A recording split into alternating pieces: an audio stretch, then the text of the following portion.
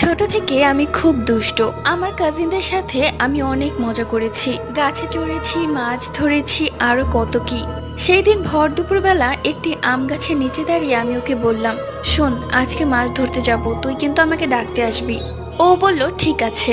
এই বলে ও ওর বাড়িতে চলে গেল আর আমি আমার বাড়িতে চলে গেলাম। ভর সন্ধ্যায় ও আমাকে ডাকতে আসে, কিন্তু আমি ওকে রাতে ডাকতে বলেছিলাম। যাই হোক, আমি ওর সাথে মাছ ধরতে যাই।